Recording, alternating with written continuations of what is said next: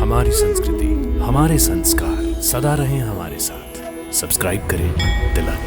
मैया हो मैया गंगा मैया, मैया हो मैया गंगा मैया।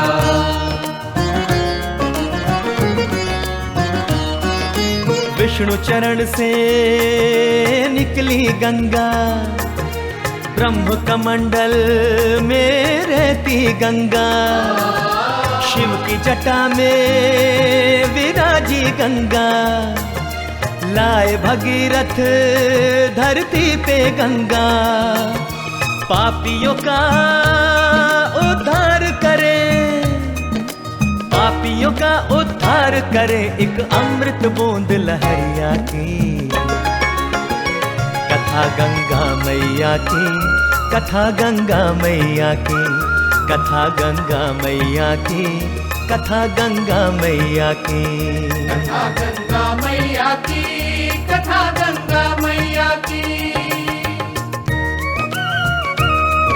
प्रणाम पितामह। कल्याणमस्तु। देवी गंगे, सृष्टि विकास का तीसरा चरण तब संपन्न होगा जब तुम्हारा ये कुमारी का रूप पृथ्वी लोक पर अवतरित होगा। तब तक तुम्हें समय की प्रतीक्षा करनी होगी पुत्री। तुम्हारे आगमन के लिए जब पृथ्वीलोक पर वातावरण निर्मित होगी, तभी तो तुम पृथ्वीलोक पर अवतरित होगी।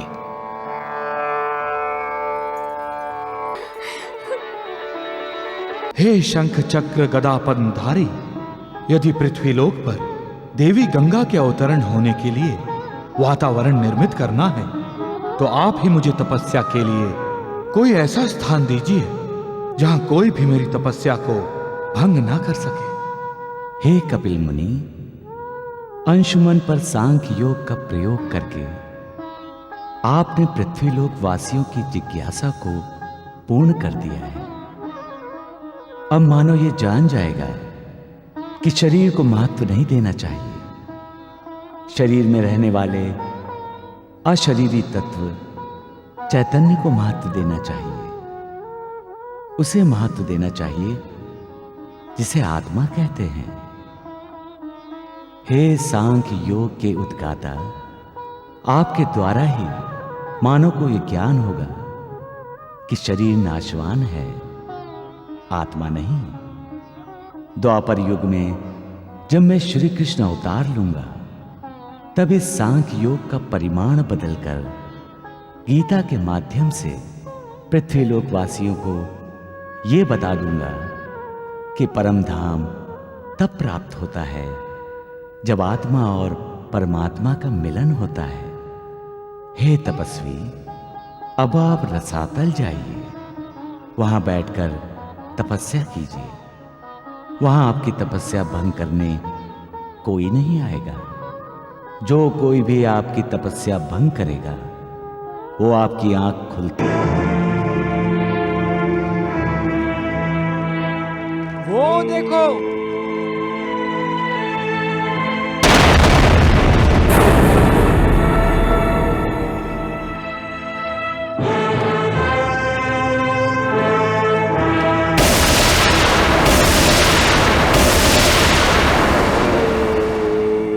तो ये है वो ऋषि।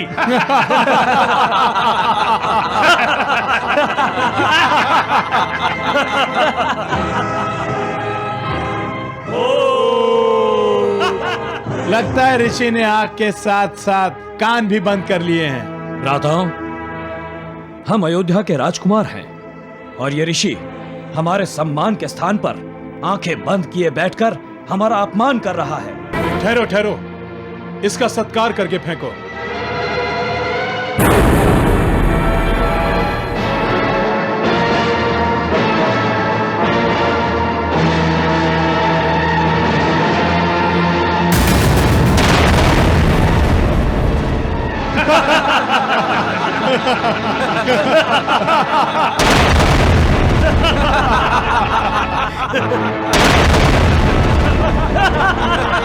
सागर पुत्रों, तुम अपनी शक्ति से उन्मत्त हो गए हो।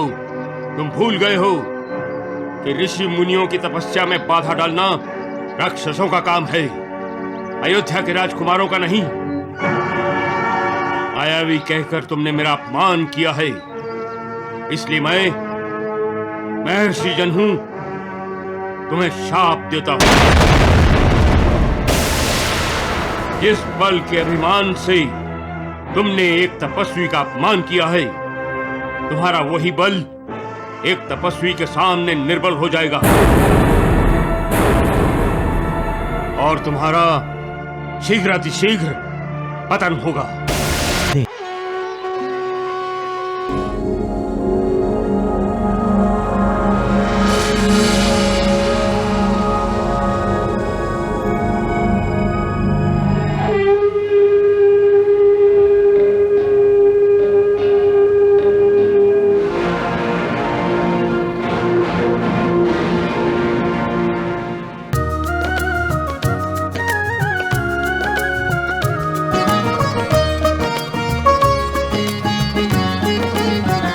कथा गंगा मैया की, कथा गंगा मैया की, कथा गंगा मैया की, कथा गंगा मैया की, कथा गंगा मैया की, कथा गंगा मैया की।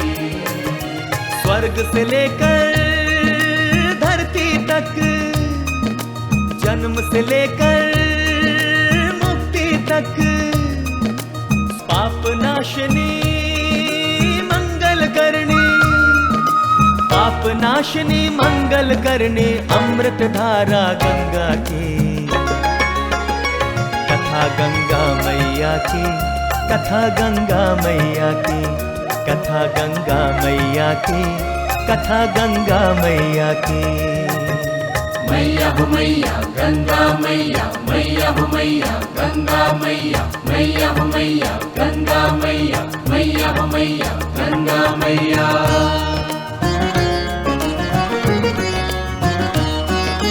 विष्णु चरण से निकली गंगा, ब्रह्म कमंडल में रहती गंगा, शिव की जटा में विराजी गंगा, लाए भगीरथ धरती पे गंगा, पापियों का उद्धार करे, पापियों का उद्धार करे, एक अमृत बूंद लहरिया की। कथा गंगा मैया की, कथा गंगा मैया की, कथा गंगा मैया की, कथा गंगा मैया की, कथा गंगा मैया की, कथा गंगा मैया की।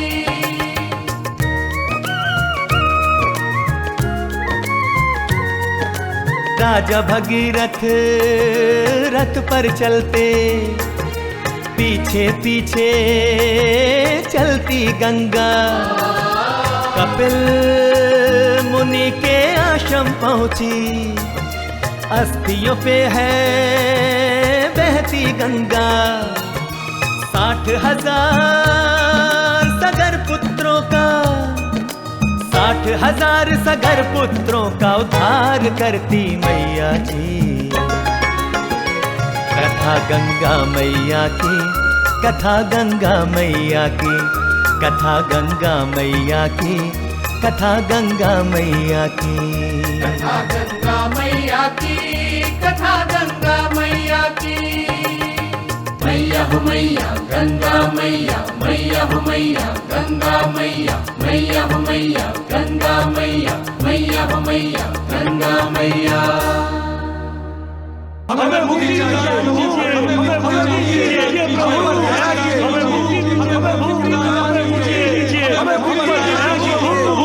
हे महादेव, कौन है ये?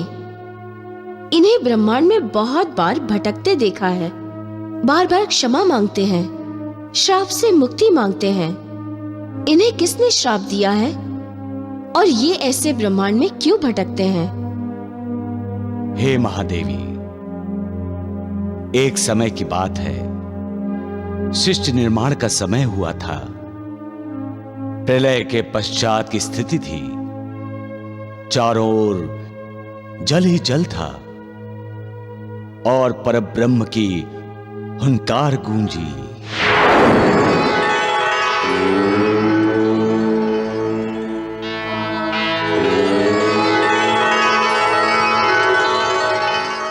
प्रणाम परमेश्वर। कल्याणमस्तु। कृपया बताइए, मैं कौन हूं प्रभु? आप विधाता हैं।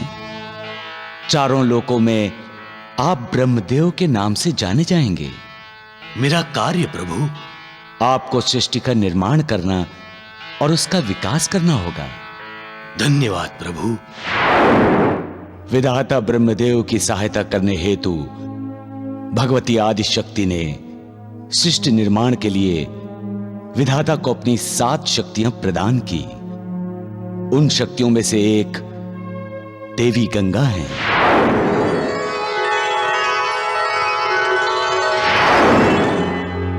विधाता ब्रह्मदेव ने अपने मानस पुत्र प्रजापति दक्ष, देवर्षि नारद, सनक, स्नंदन आदि ऋषियों की निर्मिति की, परंतु देव ऋषि नारद ने ब्रह्मा जी के सृष्टि निर्माण कार्य में सहयोग देने से इनकार कर दिया।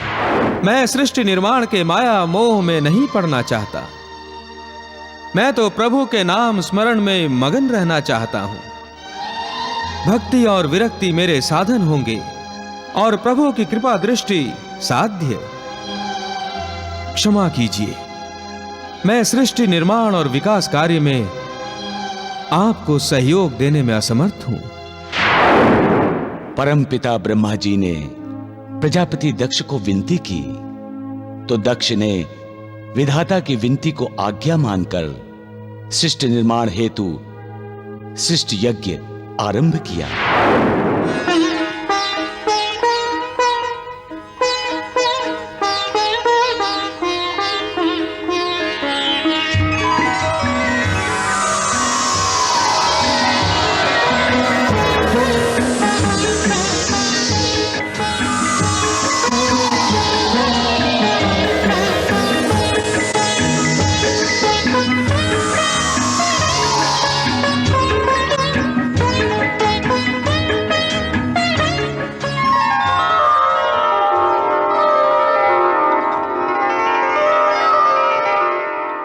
प्रणाम पिताश्री। कल्याणमस्तु।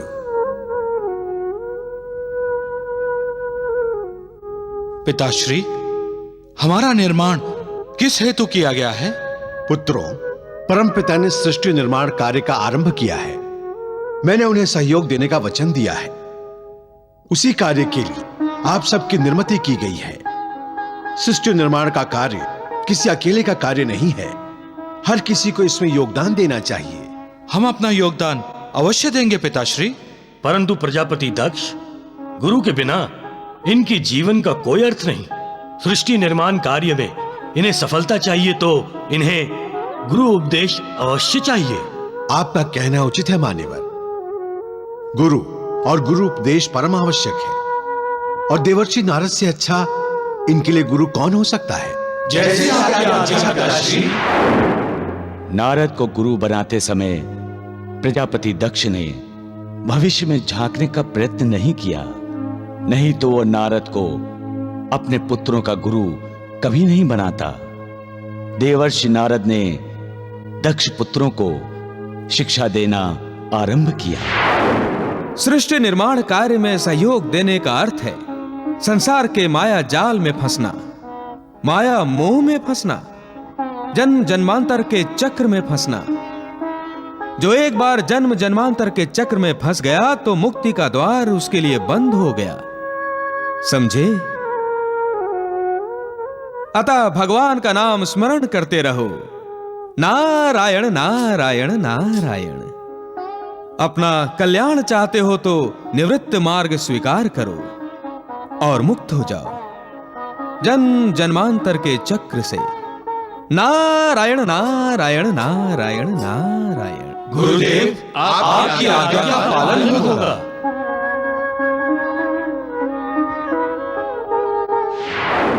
ज्ञान प्रदान करने के पश्चात देवर्षि नारद ने दक्ष के 60,000 पुत्रों को दक्ष के पास भेज दिया। आओ पुत्रों आओ।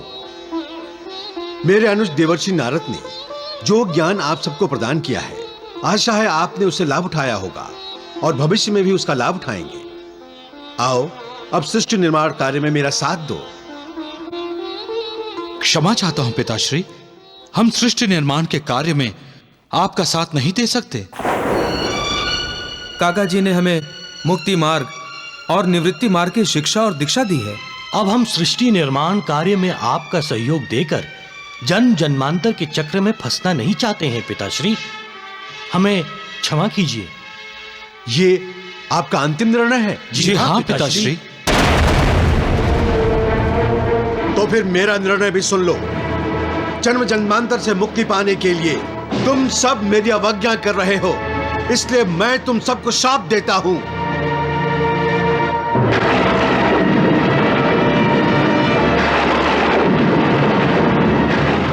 नारायण नारायण नारायण। क्षमा कीजिए पिताश्री, क्षमा कीजिए। तुम सभी युगों युगों तक जन्म जन्मांतर के चक्र में भटकते रहोगे।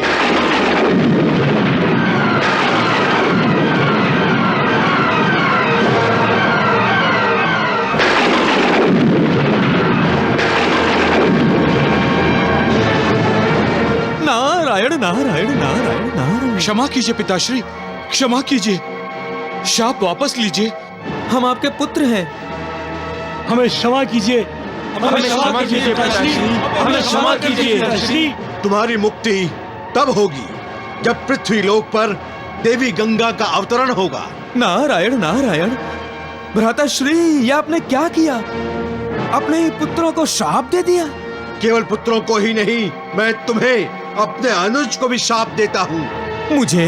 हाँ, मैंने अपने पुत्रों को तुम्हारे पास भेजा था कि तुम उन्हें सृष्टि निर्माण कार्यों की शिक्षा देकर सांसारिक जीवन में आसमत होना सिखाओगे, और तुमने इन्हें ऐसी शिक्षा और दीक्षा दी कि उन्हें संसार से विमुक्त कर दिया। तुमने मेरे सृष्टि निर्माण कार्य में बाधा पहुंचाई है अनुज, अतः मैं प्रजापति दक्ष परमपिता ब्रह्मदेव का पुत्र तुम्हें शाप देता हूं कि तुम 2.5 घड़ी से अधिक कहीं नहीं रुक सकोगे। नारायण नारायण नारायण। तब से प्रजापति दक्ष के 60,000 पुत्र युगों युगों तक भटक रहे।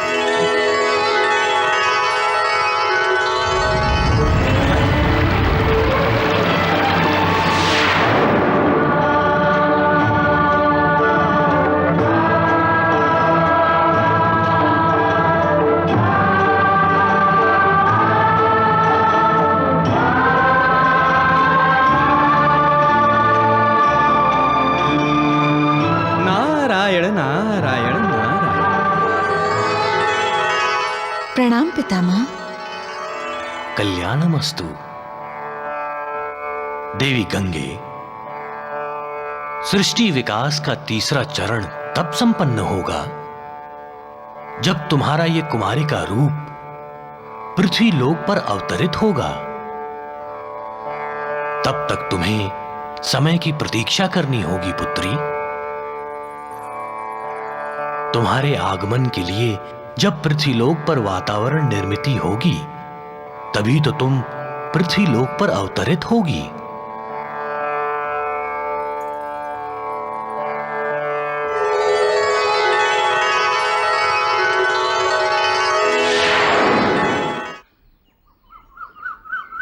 आदिदेव नमस्तुभ्यं, प्रसीद मम भास्कर, दिवाकर नमस्तुभ्यं, प्रभाकर नमो अस्तुते, नमो अस्तुते, नमो अस्तुते।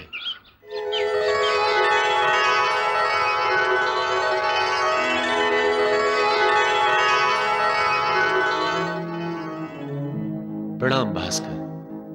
तुम्हारे द्वारा सृष्टि का कल्याण हो वत्स।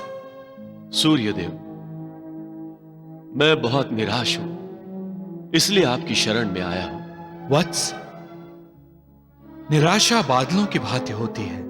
पल भर के लिए बादल आकाश आच्छादित कर लेते हैं, जिसके कारण अंधेरा छा जाता है, परंतु तीव्र वायु चलती है तो बादल हट जाते हैं और फिर से उजाला हो जाता है। इसलिए निराश होने की आवश्यकता नहीं है, क्योंकि अखिल विश्व तुम्हारी ओर आशा से देख रहा है।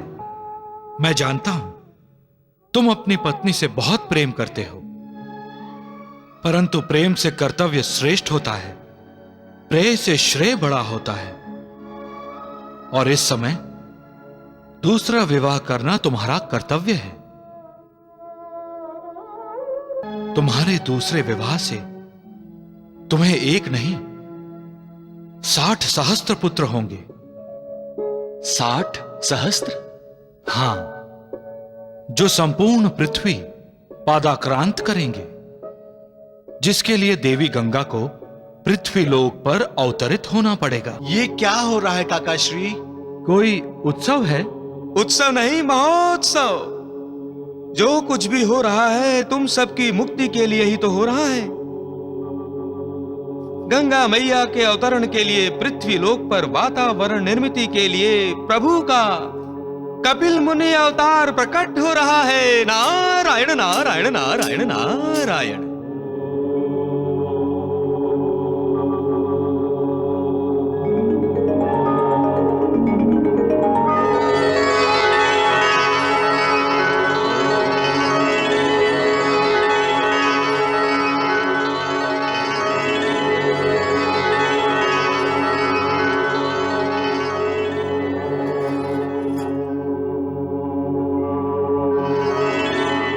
प्रणाम प्रभु।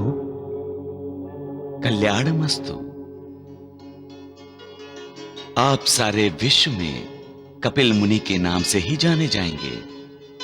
आपका प्राकट्य पृथ्वी लोक के कल्याण के लिए ही हुआ है।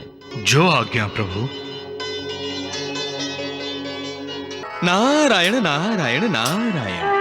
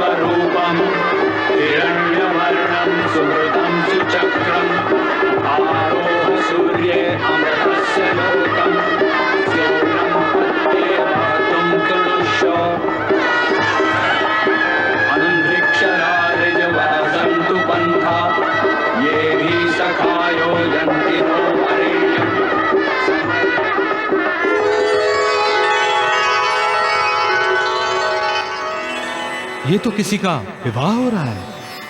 हाँ, अयोध्या नरेश का विवाह संपन्न हो रहा है। सगर और सुमति तुम्हारे माता पिता यही हैं।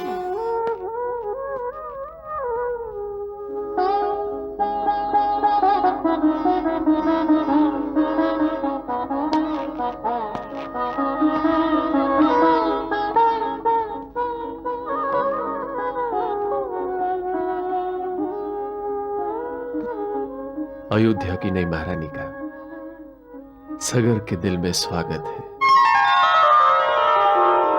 स्वागत है।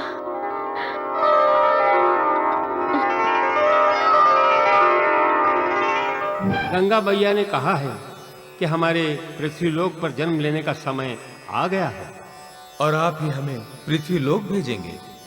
कृपा कीजिए पितामह, हमें शाप मुक्ति के मार्ग पर ले चलिए। वत्सो, देवी गंगा ने जो भी कहा है सत्य कहा है। तो आप हमें पृथ्वीलोक भेजेंगे? हाँ वत्स। कहाँ पितामह? आपकी पृथ्वीलोक की माता के गर्भ में। कब भेजेंगे विधाता? अभी, इसी समय।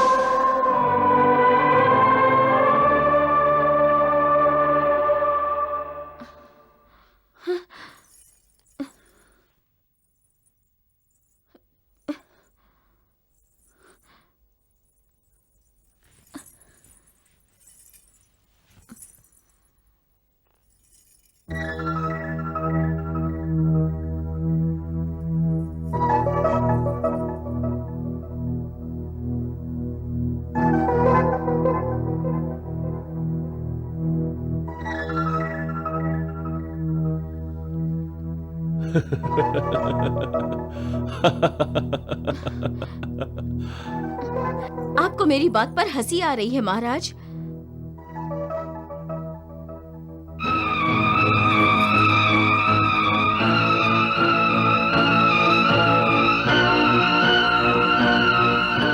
क्या हुआ महारानी? महारानी, अपने आप को संभालिए महारानी। वैदराज जी। महारानी सुमति स्वस्थ है महारानी केशनी। स्वस्थ है तो इन्हें चक्कर क्यों आया वैद्यराज? महाराज, स्त्री गर्भवती होती है तो कभी कभी उसे चक्कर आते हैं।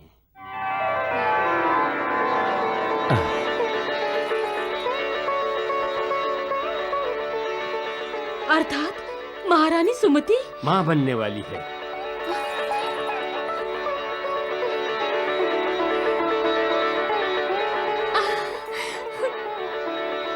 हे शंख चक्र गदा पद्मधारी, यदि पृथ्वीलोक पर देवी गंगा के अवतरण होने के लिए वातावरण निर्मित करना है तो आप ही मुझे तपस्या के लिए कोई ऐसा स्थान दीजिए जहां कोई भी मेरी तपस्या को भंग ना कर सके। हे कपिल मुनि, अंशुमन पर सांख्य योग का प्रयोग करके आपने पृथ्वीलोक वासियों की जिज्ञासा को पूर्ण कर दिया है। अब मानो ये जान जाएगा कि शरीर को महत्व नहीं देना चाहिए। शरीर में रहने वाले अशरीरी तत्व चैतन्य को महत्व देना चाहिए। उसे महत्व देना चाहिए जिसे आत्मा कहते हैं। हे सांख्य योग के उद्गाता, आपके द्वारा ही मानव को यह ज्ञान होगा कि शरीर नाशवान है, आत्मा नहीं। द्वापर युग में जब मैं श्री कृष्ण अवतार लूंगा तब इस सांख्य योग का परिमाण बदलकर गीता के माध्यम से पृथ्वीलोक वासियों को यह बता दूंगा कि परम धाम तब प्राप्त होता है जब आत्मा और परमात्मा का मिलन होता है। हे तपस्वी, अब आप रसातल जाइए, वहां बैठकर तपस्या कीजिए। वहां आपकी तपस्या भंग करने कोई नहीं आएगा। जो कोई भी आपकी तपस्या भंग करेगा वो आपकी आंख खुलते ही भस्म हो जाएगा। जैसी आपकी आज्ञा प्रभु।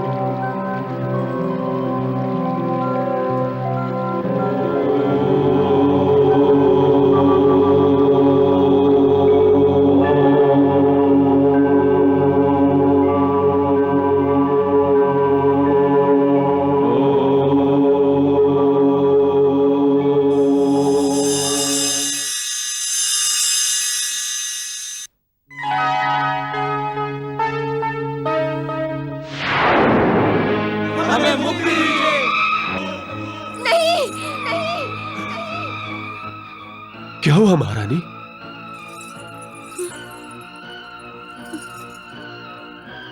फिर वही स्वप्न देखा?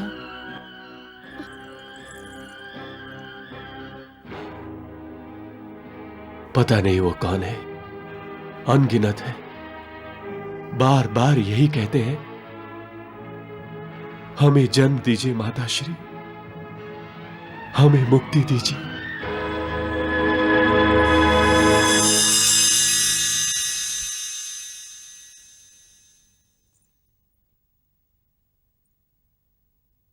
महर्षि, क्या ये सुमति के पूर्व जन्म की यादें हैं जो इन्हें त्रस्त कर रही हैं? नहीं राजन, महारानी सुमति को गर्भवती हुए 2 वर्ष हुए हैं। आपके पौत्र अंशुमन का जन्म 1 वर्ष पहले हुआ था, परंतु महारानी सुमति ने अभी तक अपनी संतान को जन्म नहीं दिया। यही बात हमारे लिए चिंताजनक बनी हुई है महर्षि। महर्षि, महारानी सुमति के कोख में जो संतति पल रही है वो तो सुरक्षित है ना? सुरक्षित है, तभी तो स्वप्न में आकर महारानी से कहती है, हमें जन्म दीजिए माताश्री। परंतु महर्षि, स्वप्न में तो सुमति को एक नहीं पूरी सेना दिखाई देती है। आपकी संतति शौर्यशाली और शक्तिशाली होगी महाराज। परंतु महर्षि, वो संतति जन्म कब लेगी? मैंने तो आज तक न देखा है न सुना है कि कोख में 2 वर्ष तक गर्भ पल रहा है। यही तो अपवादात्मक स्थिति है महारानी, परंतु परिणाम जो भी होगा अच्छा होगा।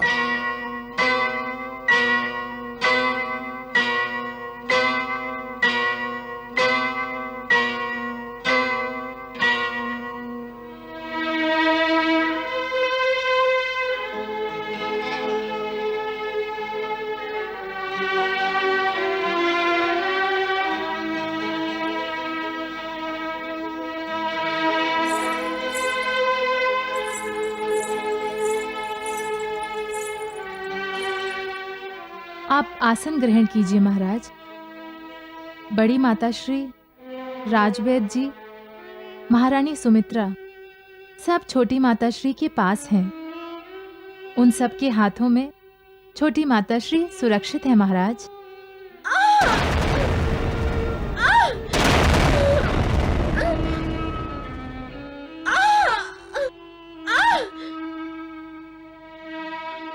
विधाता कितना निष्ठुर है। विवाह के समय मैंने शपथ ली थी कि सुख दुख में मैं अपनी पत्नी का साथ दूंगा, परंतु अब प्रसूति के समय मैं कुछ नहीं कर सकता, उसकी वेदना भी नहीं बांट सकता।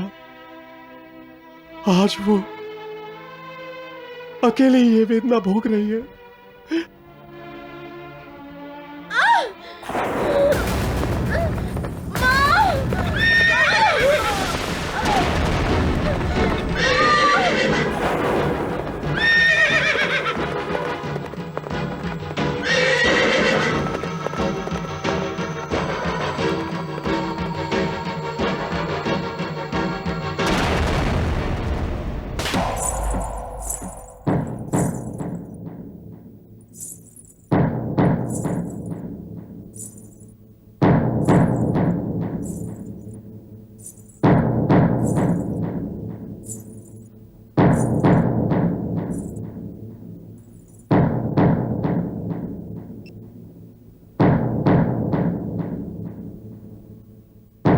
महारानी, क्या हुआ? महारानी सुमति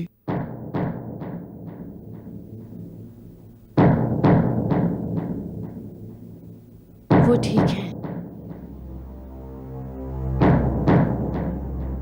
और बच्चा बड़ी माताश्री?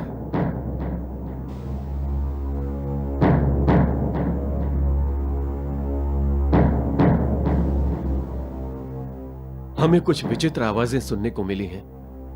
बच्चों के रोने की नहीं, अपितु घोड़ों के हिननाने की। बच्चा कैसा है बड़ी माताश्री? बच्चा जन्मा ही नहीं। क्या?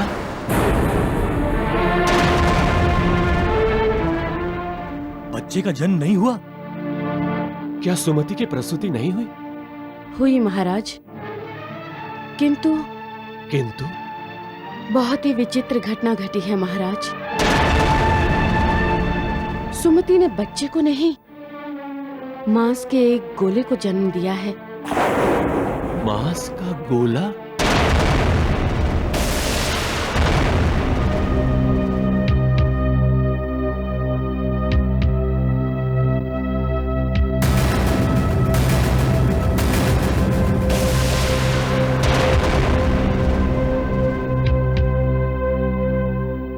महाराज, संतान के स्थान पर ये निष्प्राण मांस का गोला, इस मांस के गोले को नष्ट कर दीजिए। नहीं राजन,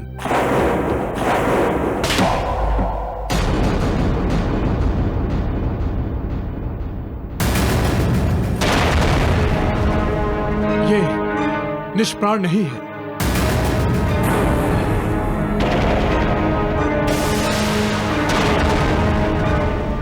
इसे नष्ट करोगे तो अपनी संतति की हत्या करने के पाप का कलंक तुम्हारे माथे पर लग जाएगा राजन।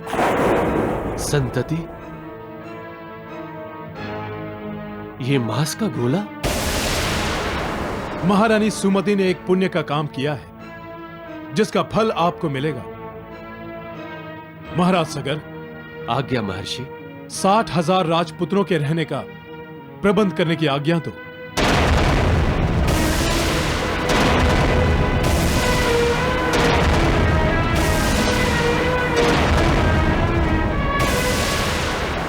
आपने क्या कहा महर्षि? 60,000 राजपुत्र? यह केवल मांस का गोला नहीं है, ये तुम्हारे 60,000 राजपुत्र हैं।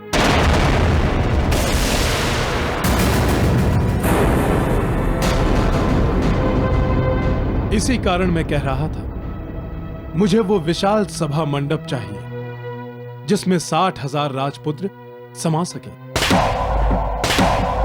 क्योंकि मैं अपने तप सामर्थ्य से उस विशाल सभा मंडप में इस मांस के गोले का विघटन करके उसका रूपांतर तुम्हारे 60,000 पुत्रों में कर सकूं।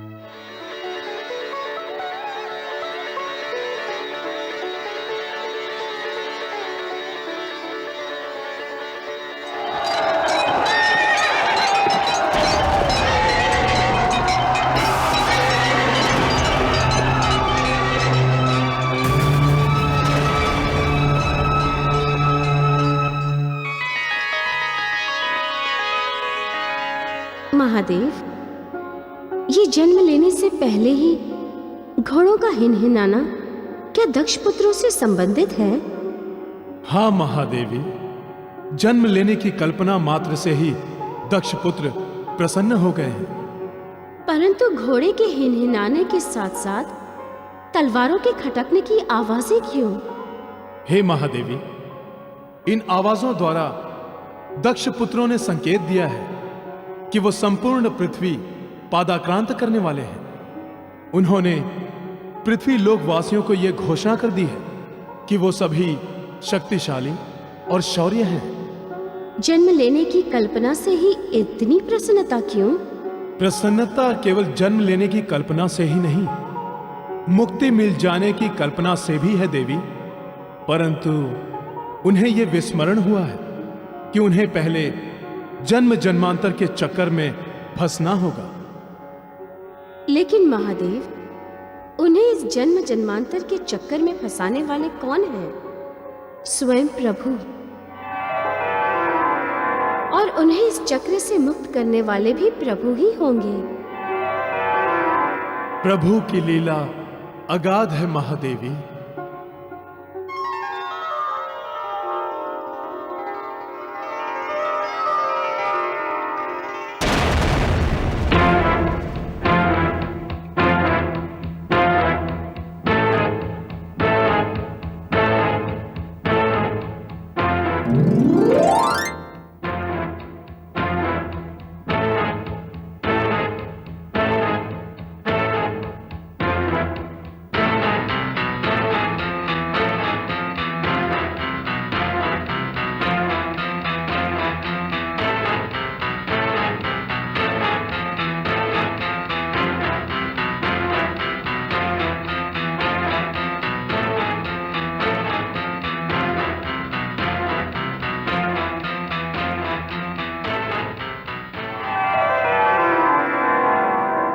हे प्रभु, आपके आशीर्वाद के बिना मैं ये कार्य संपन्न नहीं कर पाऊंगा।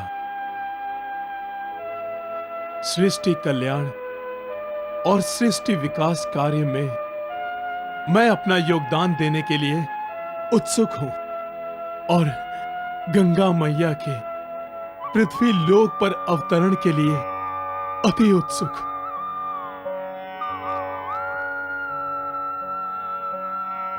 हे प्रभु, देवी सरस्वती को मुझ पर अनुग्रह करने की आज्ञा दीजिए।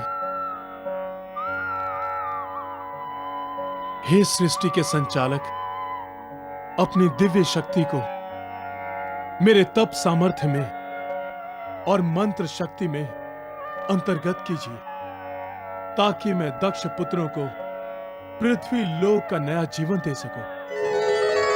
तथास्तु। तथास्तु।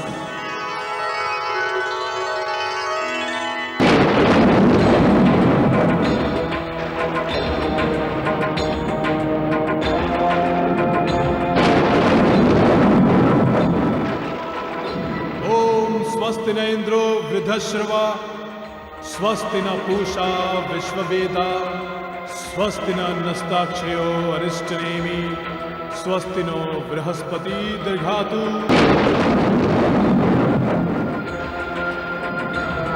आनो भद्रा कत्वो यन्तु विश्वतः, अर्धधासो अप्रितास उद्भिद,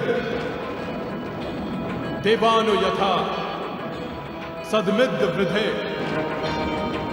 असन्न प्रायुवः रक्षितारो दिवदिते।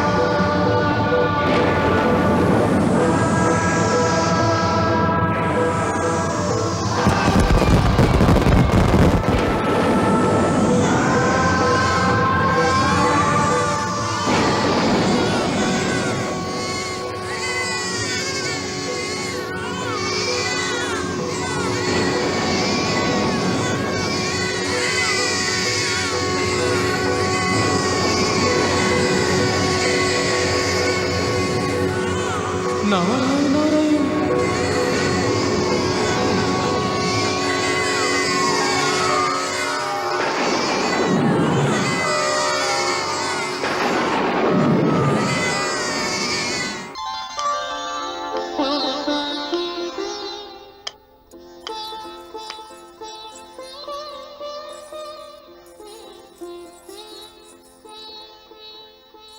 महाराज, महारानी, क्या आप अपने पुत्रों को मिलेंगे नहीं?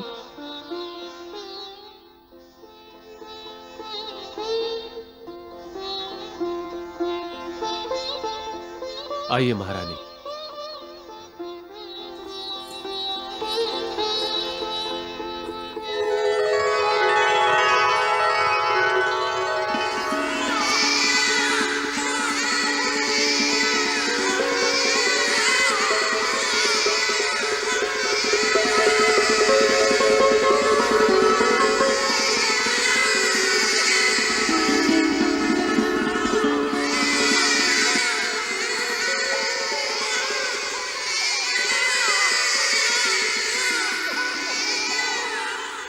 नारायण नारायण। देवऋषि, दक्ष पुत्रों के जन्म जन्मांतर के चक्र का पहला चरण आरंभ हो गया है। नारायण नारायण।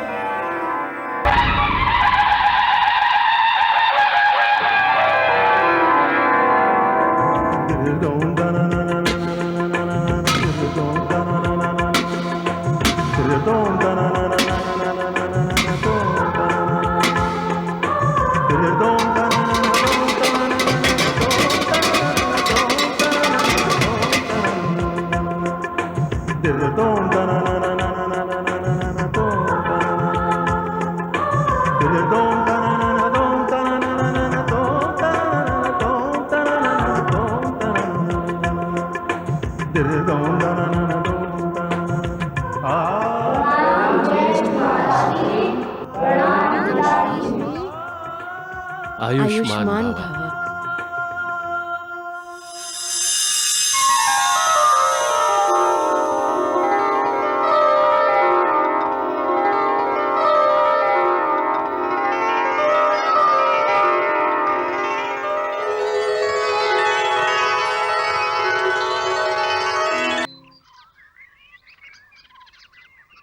ये तो बड़ी अच्छी बात है कि आप अपनी मातामह और मातामही से मिलने जाना चाहते हैं। हमारी अनुज्ञा है। मेरी भी। समस्तीपुर के महाराज और महारानी को हमारा प्रणाम कहिएगा। और उनके लिए राजकोषागर से भेंट ले जाना मत भूलिएगा। जी ज्येष्ठ माताश्री।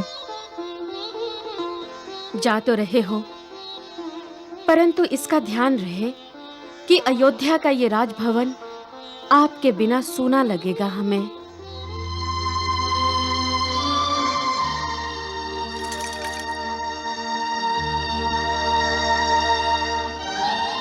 राजपुत्रों, आप सभी समस्तीपुर जा रहे हैं। सीधे वहीं जाएंगे। मार्ग में न किसी से टकराएंगे और न ही किसी पर आक्रमण करेंगे। पिताश्री, हमारा समस्तीपुर जाने का एक उद्देश्य और भी है। क्या? मार्ग में अपने शौर्य की और बल की परीक्षा लेना। अर्थात ज्येष्ठ माताश्री, हमें टकराना है। कोई हम पर आक्रमण करे न करे, हम उस पर आक्रमण करके अपनी शक्ति की परीक्षा लेंगे। जब हमारी गदा शत्रु के सिर से टकराती है तो हमें आनंद मिलता है। जब हमारी तलवार की जिह्वा पर शत्रु का खून लगता है तो हमारे खून में उबाल आता है। और तब शत्रु हमारे सामने रणभूमि छोड़कर भागता है तो हमें हमारे बाहुबल पर गर्व होता है। आप ये सब सुनकर हंस रहे हैं महाराज।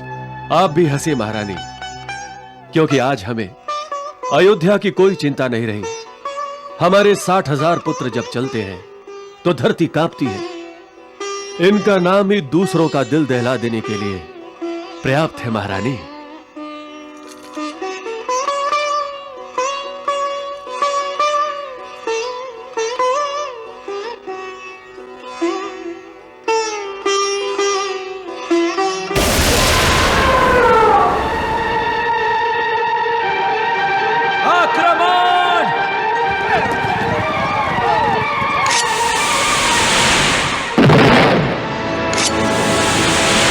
शत्रु शरण में नहीं आता है तो संपूर्ण विनाश कर दो।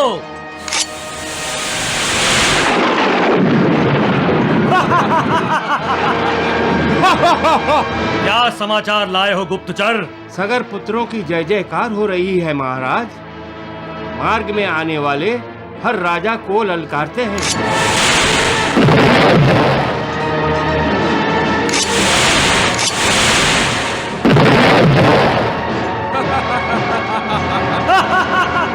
मैया, देखिए देखिए, जो कुछ हो रहा है उससे सगर प्रसन्न नहीं होगा।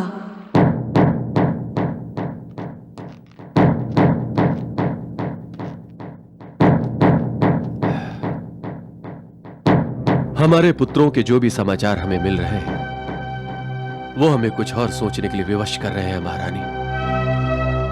अगर हमारे पुत्र ऐसा ही करते रहे तो अवश्य अनर्थ होगा।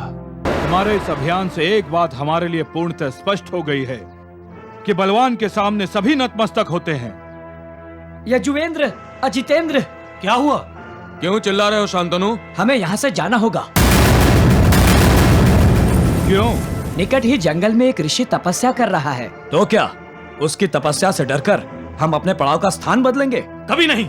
हम उस ऋषि को ही जंगल से भगा देते हैं।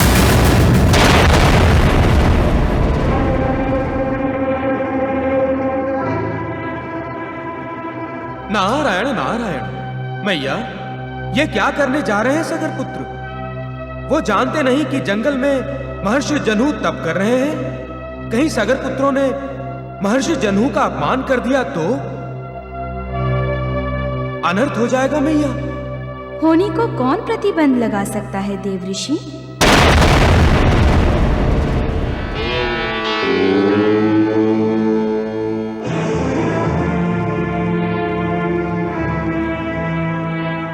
वो देखो,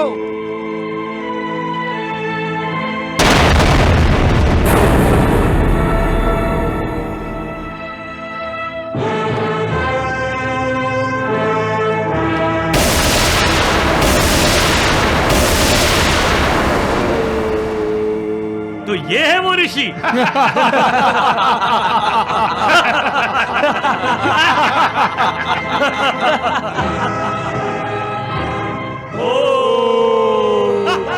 लगता है ऋषि ने आग के साथ साथ कान भी बंद कर लिए हैं। भ्राताओं, हम अयोध्या के राजकुमार हैं और ये ऋषि हमारे सम्मान के स्थान पर आंखें बंद किए बैठकर हमारा अपमान कर रहा है। हम क्षत्रिय ऋषि मुनियों का आदर करते हैं ना, इसलिए पृथ्वीलोक पर ये ऋषि अपने आप को महान समझने लग गए हैं।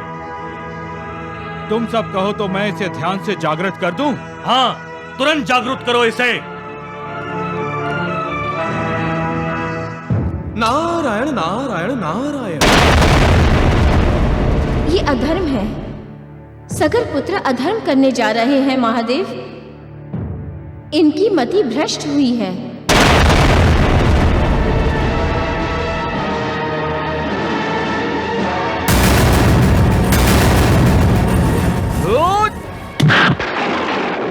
मैया, सगर पुत्रों का ये दुस्साहस देखकर तो मैं भी भयग्रस्त हो गया हूं। नारायण नारायण। ये ऋषि नहीं, पर्वत से टूटा हुआ कोई टुकड़ा है जो गदा का प्रहार सहन कर रहा है। तो फिर इस पत्थर को उठाकर फेंक देते हैं।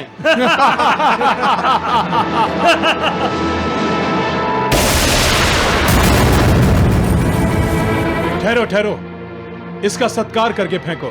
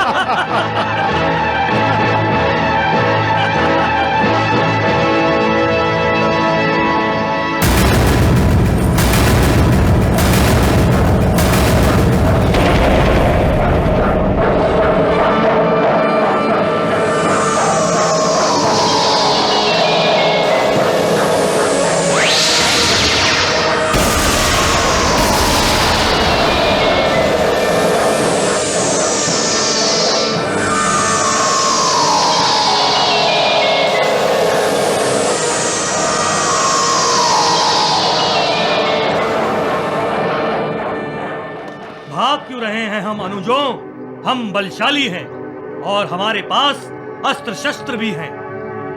हम इस अग्नि अस्त्र का विनाश कर सकते हैं। अच्छा अच्छा, तो तुम मायावी हो। अपनी माया से हमें डराना चाहते हो? परंतु हम उनमें से नहीं जो माया से भयभीत हो जाएं। उल्टा हमें देखकर सब भयभीत होते हैं। हे मायावी, हमारी शक्ति से पूरी पृथ्वी कांप उठती है। मायावी युद्ध हम भी कर सकते हैं। मैया, सगर पुत्रों का ये दुस्साहस। नारायण नारायण नारायण।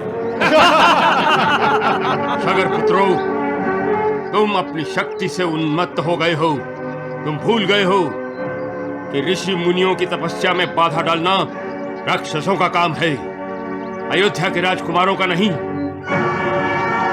मायावी कहकर तुमने मेरा अपमान किया है, इसलिए मैं महर्षि जनहू तुम्हें शाप देता हूं।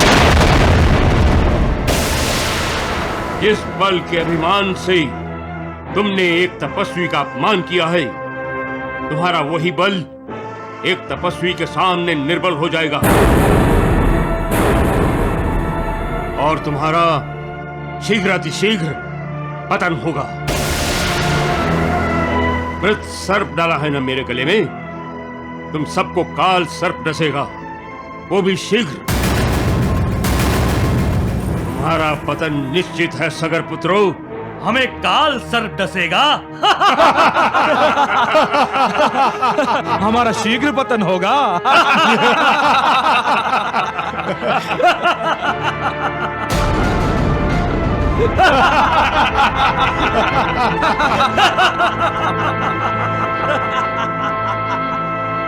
तुम सबका पतन होने के पश्चात यदि गंगा मैया भी तुम सबों का उद्धार करने के लिए यहां पृथ्वी लोक पर अवतरित हुई, तो भी मैं अपने तप सामर्थ्य से और योग सामर्थ्य से गंगा मैया को प्रतिबंध करूंगा, परंतु तुम्हारा उद्धार होने नहीं दूंगा।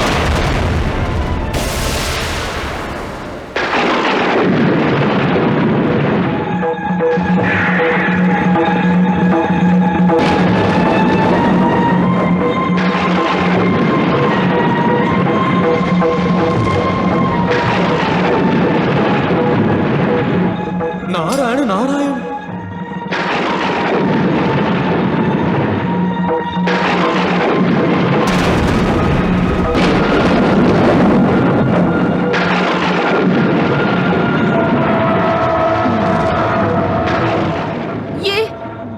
ये अचानक क्या हो रहा है? ऐसा लग रहा है जैसे प्रलय आने वाली है। ये क्या हुआ?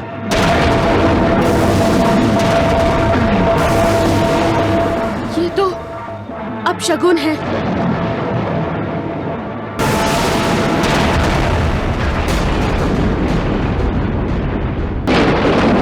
नारायण नारायण।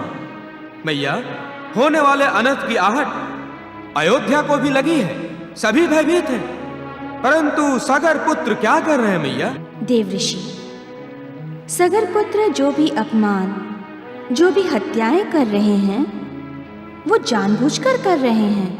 नारायण नारायण नारायण। हाँ देवऋषि, उन्हें अपने पूर्व जन्म का स्मरण नहीं है, परंतु पूर्व जन्म के संस्कारों का प्रभाव है उन पर। वो जानते हैं कि उन्हें मुक्ति प्राप्त करनी है तो जन्म जन्मांतर के चक्र से होकर ही जाना होगा।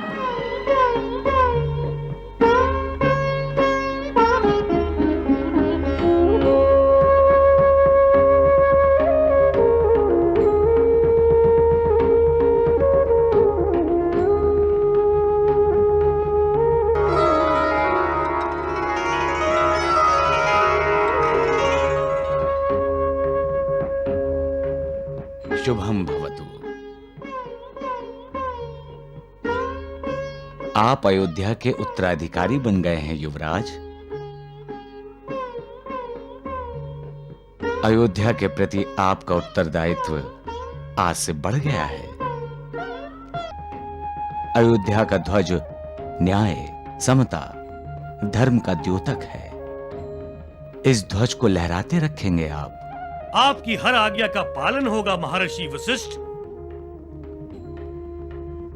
कल्याणमस्तु।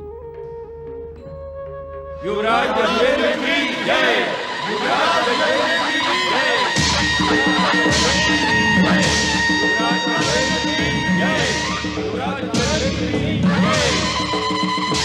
महर्षि वशिष्ठ, अब आप हमें वानप्रस्थ आश्रम ग्रहण करने की अनुमति दीजिए।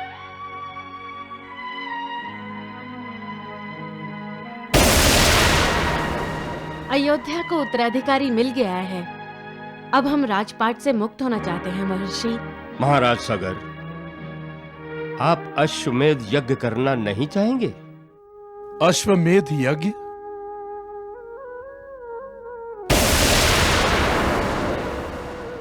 उस यज्ञ से आप पुण्यों का संचय करेंगे महाराज। आप रिद्धि सिद्धि से युक्त हैं। आपको अश्वमेध यज्ञ अवश्य करना चाहिए और पृथ्वीपति बनना चाहिए। जैसी आपकी आज्ञा महर्षि।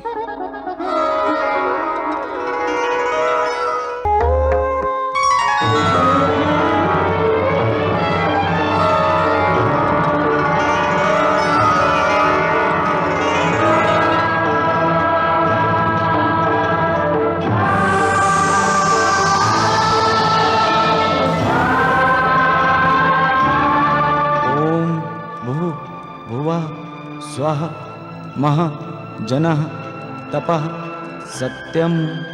ओम भुवः भुवः स्वः महा जनः तपः सत्यम। हे प्रभु, तुम सातों ब्रह्मांडों के पटलों में रहते हुए उनका पालन पोषण करते हो। हे प्रभु, तुम सातों ब्रह्मांडों के पटलों में रहते हुए उनका पालन पोषण करते हो। मैं तुम्हारा अंश 7 द्वीपों, 7 महाद्वीपों और 7 समुद्रों का पालन पोषण करूं, ऐसी क्षमता मुझे दो।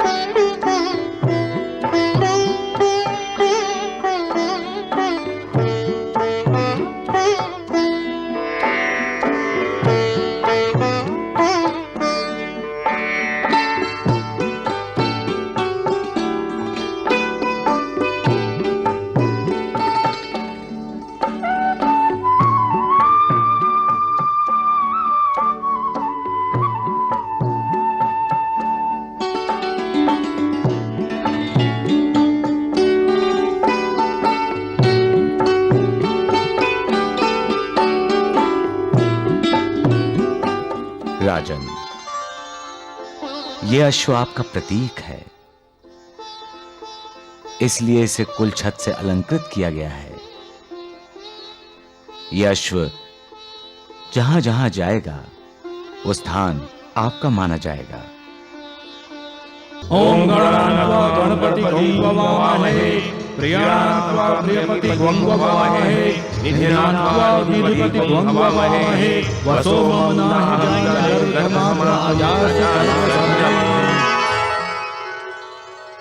युवराज यजुवेंद्र, अश्व रक्षण का उत्तरदायित्व आपके भाइयों और आप पर है। यह अश्व महाराज सगर का प्रतिनिधि है, प्रतीक है। इसे उतना ही सम्मान मिलना चाहिए जितना महाराज सगर को मिलता है।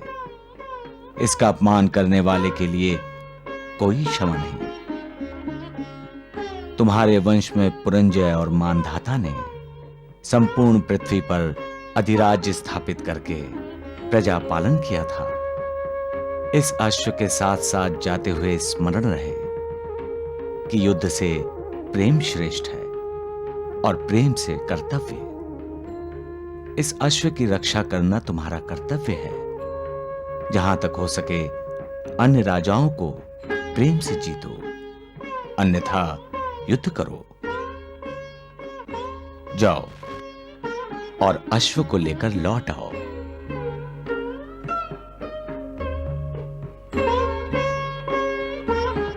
विजयी भव, विजयी भव। युवराज यजुवेंद्र की जय, युवराज यजुवेंद्र की जय, युवराज यजुवेंद्र की जय, युवराज यजुवेंद्र की जय, युवराज यजुवेंद्र की जय, युवराज यजुवेंद्र की जय, युवराज यजुवेंद्र की जय, युवराज यजुवेंद्र की जय, युवराज यजुवेंद्र की जय, युवराज यजुवेंद्र की जय, युवराज यजुवेंद्र की जय, युवराज यजुवेंद्र की जय, युवराज यजुवेंद्र की जय।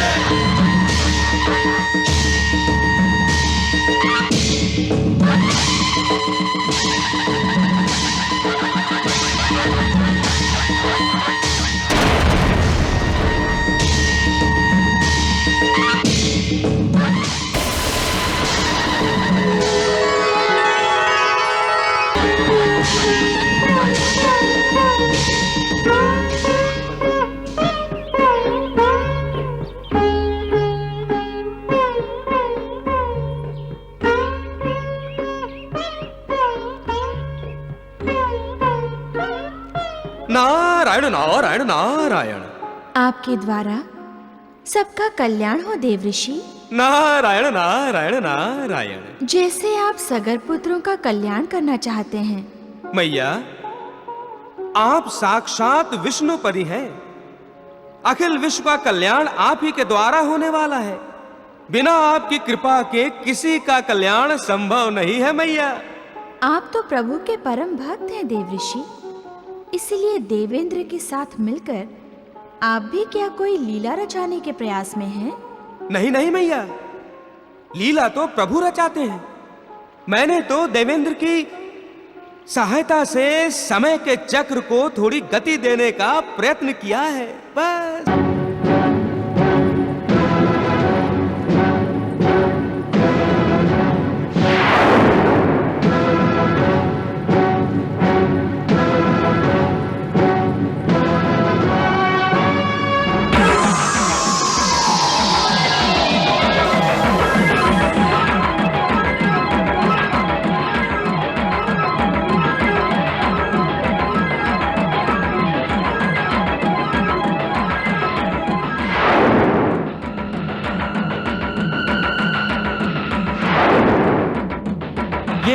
अचानक धुंध कहां से आ गई? हमें अश्व कहीं नहीं दिखाई दे रहा है यजुवेंद्र। शीघ्रता से आगे बढ़ो, अश्व कहीं चला ना जाए। वो अयोध्या वापस न चला जाए। नारायण नारायण। यजुवेंद्र, अश्व कहीं दिखाई नहीं दे रहा।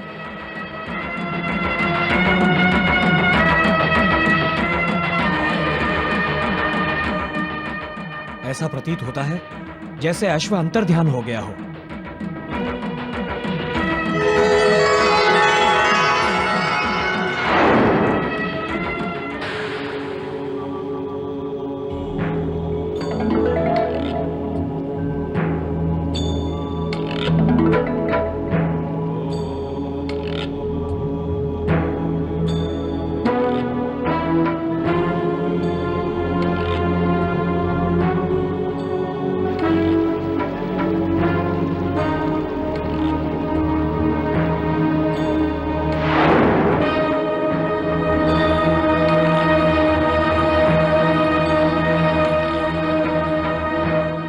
हम सब का यहाँ अश्व के बिना वापस आना हमारे लिए अच्छा संकेत नहीं है। हमने सभी दिशाएं ढूंढ ली, आखिर अश्व जा कहां सकता है? बिना अश्व के हम अयोध्या नहीं लौट सकते। पृथ्वी पर नहीं तो हमें अश्व को रसातल में ढूंढना होगा। महर्षि वशिष्ठ को यज्ञ की पूर्ति के लिए यज्ञ का अश्व अवश्य चाहिए। हम रसातल जाएंगे और यदि वहाँ भी अश्व नहीं मिला तो हम स्वर्ग लोक पर आक्रमण करेंगे। अवश्य अश्व को किसी ने चुराया होगा और वो जो भी हो उसे हम मृत्युदंड देंगे। चल हम अपना ये संदर्भ यजुवेंद्र भैया को बताते हैं। नारायण नारायण। मैया, क्या सगर पुत्र अश्व को ढूंढने के लिए रसातल में जाएंगे? जाएंगे नहीं, खींचे जाएंगे। नारायण नारायण। उस चुंबक की ओर खींचे जाएंगे जो मृत्यु बनकर कपिल मुनि के आश्रम में उनकी प्रतीक्षा कर रहा है।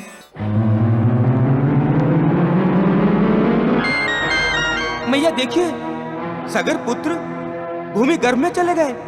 नारायण नारायण।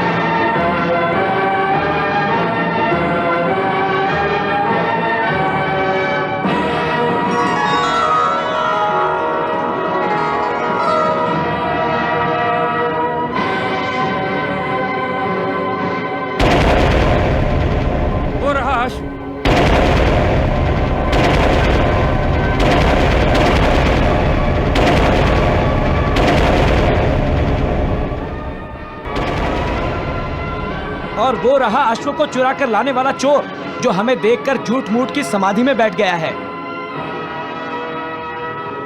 पहले इस चोर को बांधकर पीटना चाहिए। पीटना क्या होता है, यहीं मारकर उसकी समाधि बना देते हैं। ये काम मेरा गधा करेगा। ठहरो नंदन, ये यश हमें कमाने दो। नारायण नारायण। ओम बृहस्पते स्वाहा, ओम शुक्राय स्वाहा, ओम शनिश्चरे स्वाहा, ओम भास्करे स्वाहा, ओम सोमय स्वाहा।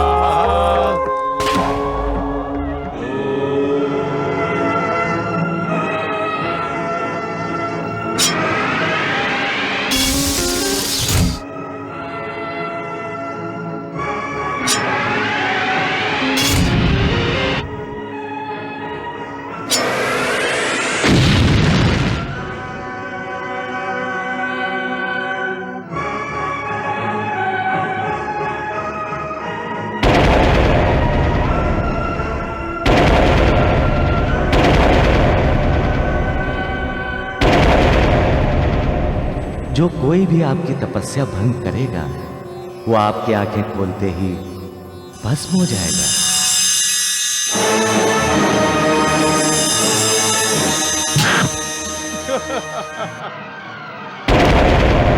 इसलिए मैं महर्षि जन हूं, तुम्हें शाप देता हूं। इस बल के अभिमान से तुमने एक तपस्वी का अपमान किया है। तुम्हारा वही बल एक तपस्वी के सामने निर्बल हो जाएगा। तुम सबका पतन होने के पश्चात यदि गंगा मैया भी तुम सबों का उद्धार करने के लिए यहाँ पृथ्वी लोक पर अवतरित हुई, तो भी मैं अपने तप सामर्थ्य से और योग सामर्थ्य से गंगा मैया को प्रतिबंध करूंगा, परंतु तुम्हारा उद्धार होने नहीं दूंगा।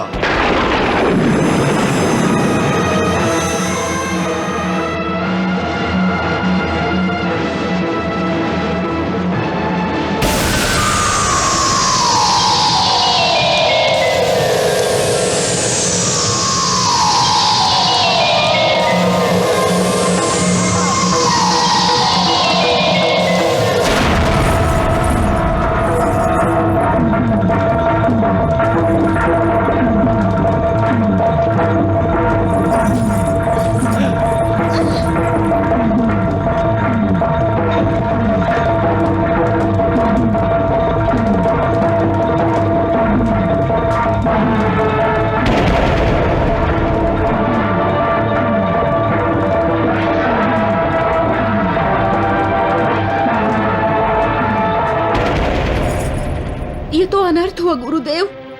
हाँ महारानी, यज्ञ का ध्वस्त होना शुभ का संकेत नहीं होता। गुरुदेव, अशुभ घटित हुआ है।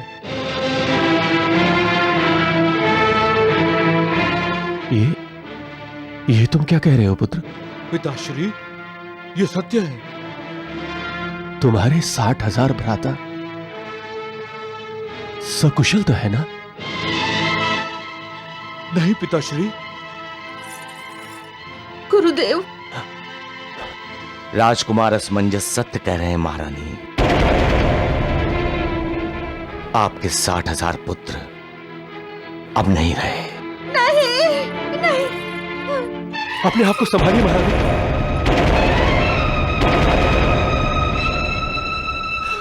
संभालिए अपने आप को महारानी।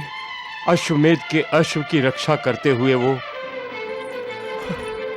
मृत्यु के मुख में चले गए हैं।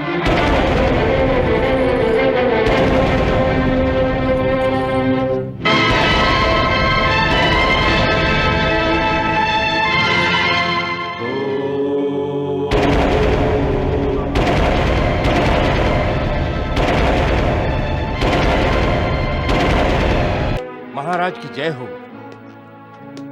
अश्वमेध के अश्व की खोज में गए हुए सैनिक आए हैं महाराज। तत्काल कक्ष में भेज दो।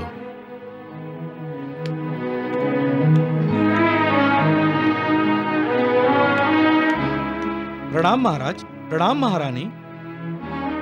मुझे अश्वमेध के अश्व का समाचार दो। पूर्व दिशा में अश्व कहीं नहीं है महाराज।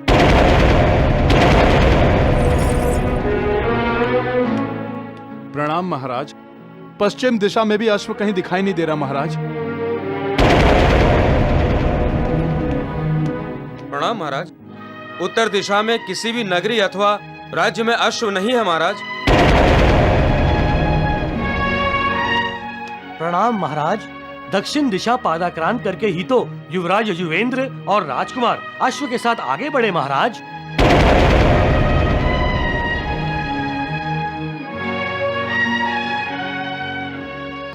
निराश न हो राजन। कभी कभी दृष्टि के सामने सृष्टि होती है परंतु दिखाई नहीं देती। परंतु उस सृष्टि में हम यदि पहुंच नहीं सकते तो आपका पौत्र अंशुमान कहीं भी जा सकता है राजन। उसे साक्षात सूर्य देव का वरदान प्राप्त है। आप अश्व की खोज में अंशुमान को भेजिए। मुझे विश्वास है कि वह अश्वमेघ के अश्व को अवश्य ढूंढ लाएगा।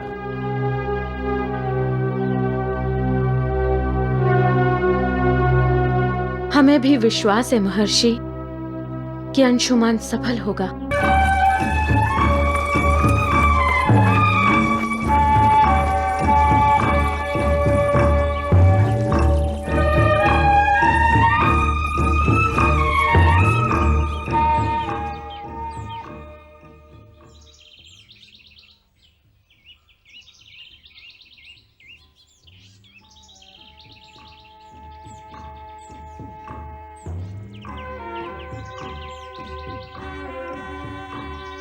हे सूर्यदेव, मेरा मार्गदर्शन कीजिए, मुझे उचित मार्ग दिखाइए।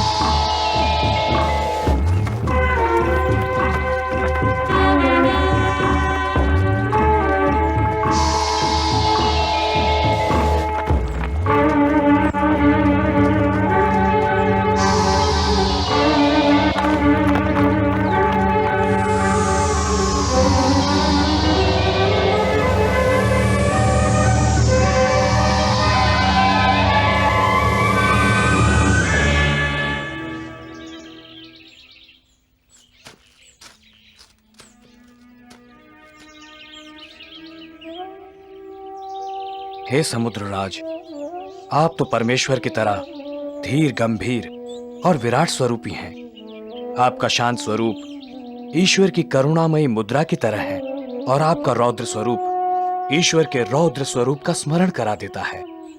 सूर्यवंशी कुल के सम्राट चक्रवर्ती महाराज सगर का ये पौत्र अंशुमान आपको प्रणाम करता है।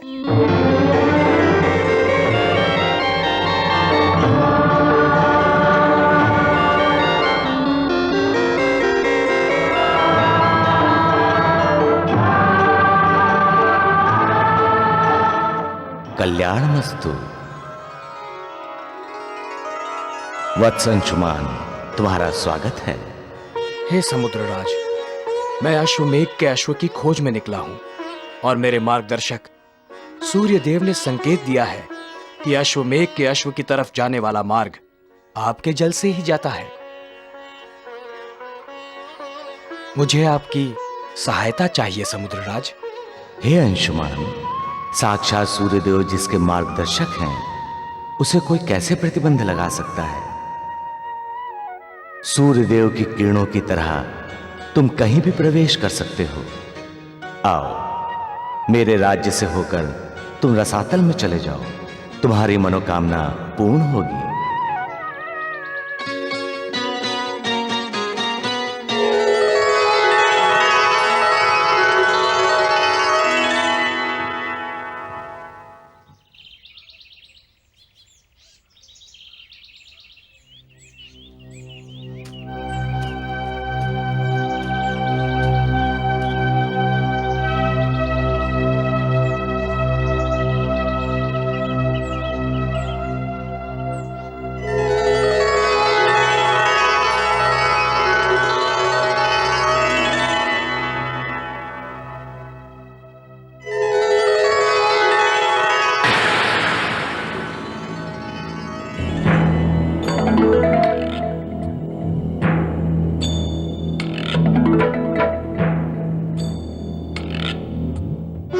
नारायण नारायण नारायण। मैया, आपके अवतरण की गतिविधियां तेज हो गई हैं। हाँ देव ऋषि, अब अंशुमान को भगवान कपिल मुनि के दर्शन होंगे और भगवान उन्हें 60,000 सगर पुत्रों के उद्धार का मार्ग बताएंगे। और वो मार्ग होगा आपका स्वर्गलोक से पृथ्वीलोक पर अवतरण।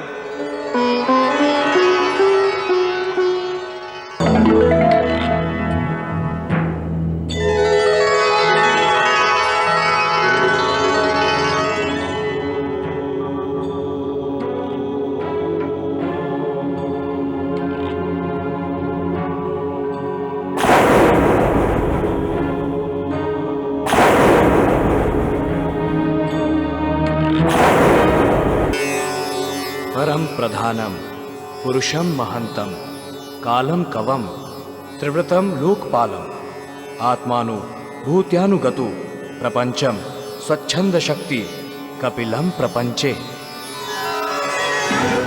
हे परमात्मा, आप परब्रह्म हैं। सारी शक्तियां आपके अधीन हैं। प्रकृति, पुरुष, महतत्व काल, त्रिवेश अहंकार, समस्त लोक, लोकपाल सभी में आप विद्यमान हैं। सारे प्रपंच जगत को आप ही समेट लेते हैं। हे सर्वव्यापा चेतन रूप कपिल, मैं आपकी शरण में हूं।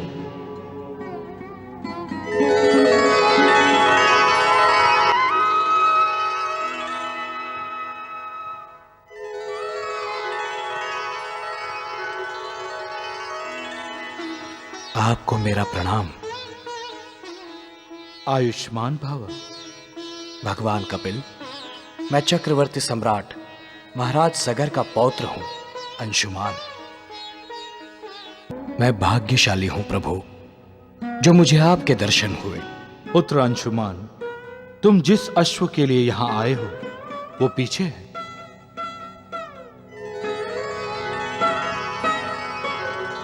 और मेरे 60,000 काका वो रहे।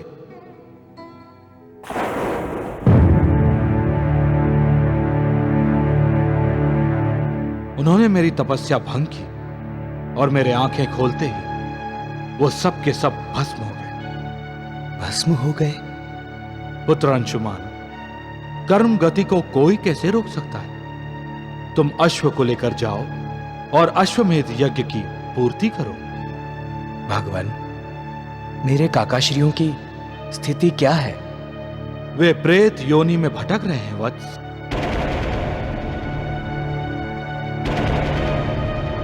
हमें मुक्ति दिला दीजिए, हमें प्रेत योनि से मुक्ति चाहिए, हमें मुक्ति दिला दीजिए।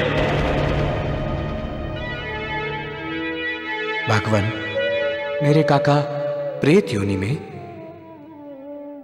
उन्होंने जो भी आपका अपमान किया उसके लिए मैं आपसे क्षमा मांगता हूं। आप चाहें तो उनके अपराध के लिए मुझे दंड दे दीजिए, परंतु मेरे काकाश्रियों को मुक्ति प्रदान कर दीजिए।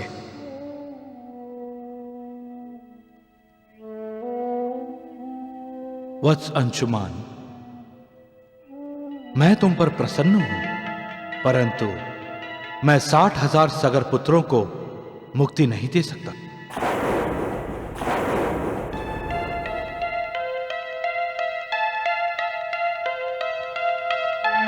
तो क्या मेरे सभी काका प्रेत योनि में ही भटकते रहेंगे? नहीं वत्स अंशुमान, उन्हें मुक्ति मिलेगी, परंतु उनकी मुक्ति के लिए देवी गंगा को पृथ्वीलोक पर अवतीर्ण होना होगा। गंगा मैया को? हाँ वत्स, जब देवी गंगा जल रूपा होकर पृथ्वीलोक पर अवतरित होंगी और रसातल में आएंगी, तब उनके पवित्र जल से 60,000 सगर पुत्र पाप, ताप, शाप से मुक्त हो जाएंगे और प्रेत योनि से भी उनकी मुक्ति हो जाएगी। तब तक वे प्रेत योनि में ही भटकते रहेंगे। भगवान, मुझे अश्व ले जाने की अनुमति दीजिए प्रभु। अनुमति है वत्स।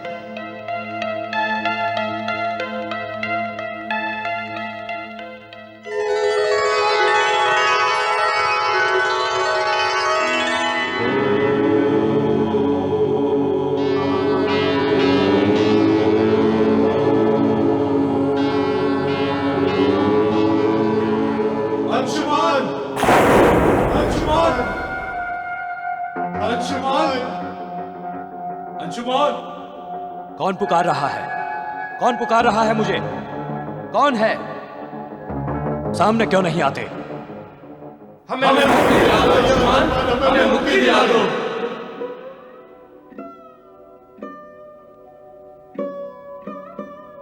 आप? हमारी दशा देखिए अंशुमान। हम प्रेत योनि में भटक रहे हैं। हमें मुक्ति नहीं मिली तो हम प्रेत योनि में ही भटकते रहेंगे। हाँ, आपकी स्थिति देखकर मुझे बहुत दुख हो रहा है काकाश्री। आप सभी को मुक्ति दिलाने का हर प्रयत्न किया जाएगा। अब तुम ही हमारे तारनहार हो। हमें मुक्ति दिला दो अंशुमान। हमें मुक्ति दिला दो अंशुमान, हमें मुक्ति दिला दो।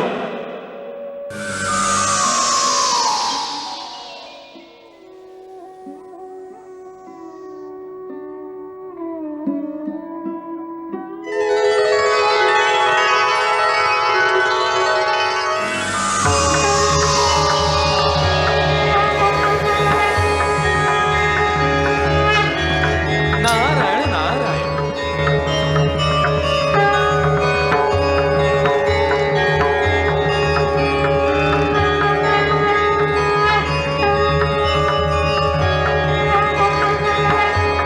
कुमार अंशुमन की, राजकुमार अंशुमन की, राजकुमार अंशुमन की।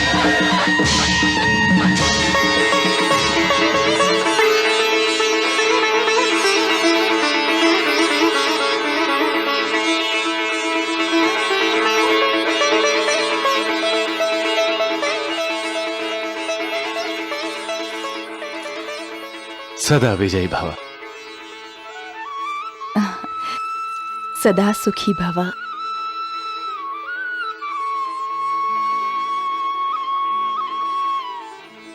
सैनिक, महर्षि वशिष्ठ और महर्षि औरवों को समाचार दे दो कि अश्वमेध के अश्व को अंशुमन वापस ले आया है। और अब वो यज्ञ पूर्ण कर सकते हैं।